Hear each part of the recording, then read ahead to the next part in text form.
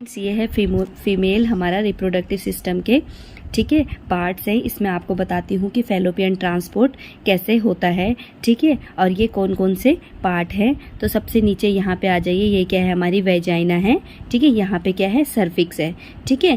तो ये क्या है जो फिंगर लाइक स्ट्रक्चर है, यहाँ पे ऐसे ओवरी को ऐसे पकड़े हैं तो इसको बोलते हैं फिम्ब्रियाई बोलते हैं ठीक है। तो इसमें क्या है ओव्यूलेशन एंड फर्टिलाइजेशन जब होता है ठीक है, तो ovum is shed from the ovary ठीक है। यहाँ पे ओवम क्या है शेड फ्रॉम द ओवरी ठीक है। तो यहाँ पे क्या होता है फिर ओवम क्या होता है, यहाँ पे क्या है यहाँ पे फर्टिलाइज्ड होता है। इस पार्ट का नाम क्या बोलते हैं एम्पुला। एम्पुला में क्या होता है ओवम फर्टिलाइज्ड होता है ठीक है। तो उसके बाद फर्टिलाइज्ड होने के बाद क्या है ये फैलोपियन ट्यूब से ठीक है, यहाँ से फैलोपियन ट्यूब से होता हुआ क्या है यहाँ पे ये हमारा क्या है यूट्रस है ठीक है। इनको बोलते हैं ये जो ट्यूब्स हैं दोनों इसको बोलते हैं फैलोपियन ट्यूब्स ठीक है। ये भी फैलोपियन ट्यूब्स ये भी फैलोपियन ट्यूब्स ठीक है। हमारे पास दो फैलोपियन ट्यूब्स होती है ठीक है। यहाँ पे क्या है ये यूट्रस है ठीक है। उसके बाद ओवम क्या है जब यहाँ पे फर्टिलाइज्ड हो जाता है तो यहाँ से क्या है हमारा ओवम में आता है ठीक है। देन आता है देन यहाँ पे ओवम जब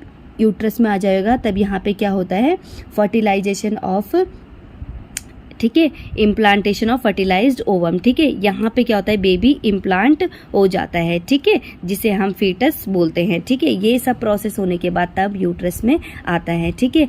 अगर बेबी यहीं पे फर्टिलाइज्ड हो जाए ठीक है यहीं पे, और इम्प्लांटेशन भी बेबी का यहीं पे होने लग जाए तो यहाँ पे क्या है ट्यूब्स में क्या है सफिशिएंट जगह नहीं मिल पाती बेबी को ठीक है।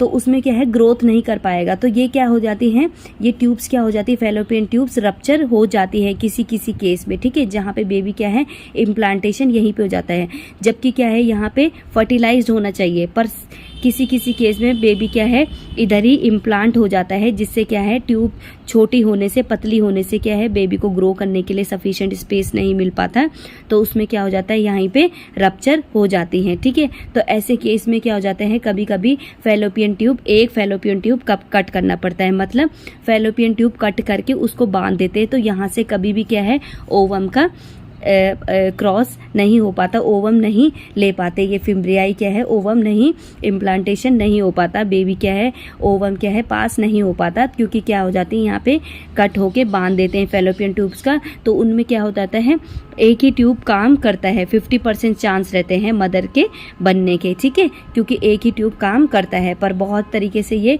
पॉसिबल भी हो जाता है ठीक है।